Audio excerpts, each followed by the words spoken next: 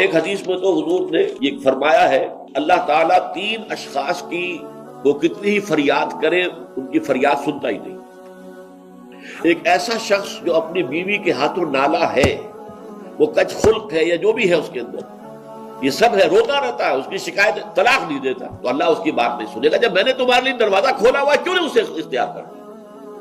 اللہ تعالیٰ جو ہے اس کے لیے بھی ہو سکتا ہے بہتر شکل پیدا کر دے، تمہارے بعد اللہ اسے کوئی بہتر شوہر جو اس کے ساتھ موافقت رکھنے والا ہوا اللہ اسے عطا کر دے، تمہیں بھی عطا کر دے۔ اسی طریقے سے ایک شخص ہے جو قرض دیتا ہے، نہ تحریر لیتا ہے نہ جو ہے اس کے اوپر گواہی کرتا ہے، بعد میں روتا ہے۔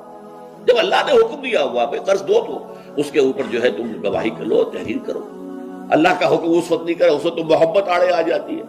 یہ تو بڑی بے مربوطی کی بات ہے کہ میرا بھائی مجھ سے قرض مانگ رہا ہے، دوست قرض مانگ رہا ہے، میں کہوں کہ لکھ کے دو اور اس کے اوپر 2 آدمیوں کے دستخط بھی کرواؤ، لیکن نہیں، اللہ کا حکم۔ اب اگر تم نے وہ حکم نہیں مانا اب مت رو، اللہ تعالیٰ تمہاری جو ہے وہ جو بھی تمہاری فریاد نہیں سنے گا۔ یہ میں روایت آپ کو سنا دیتا ہوں۔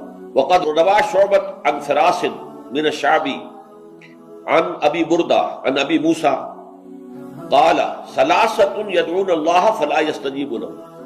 3 قسم کے لوگ وہ ہیں جو اللہ کو سے دعائیں کرتے ہیں، اللہ ان کی دعا قبول نہیں کرتا۔ رجل كانت له امرأة سيئة الخلق فلم يطلقها۔ ایک آدمی وہ ہے جس کی بیوی جو ہے وہ بہت ہی کج خلق ہے لیکن اسے طلاق نہیں دیتا۔ ورجل آتى ماله سفيا وقد قال الله تعالى لا تؤتوا السفهاء اموالكم۔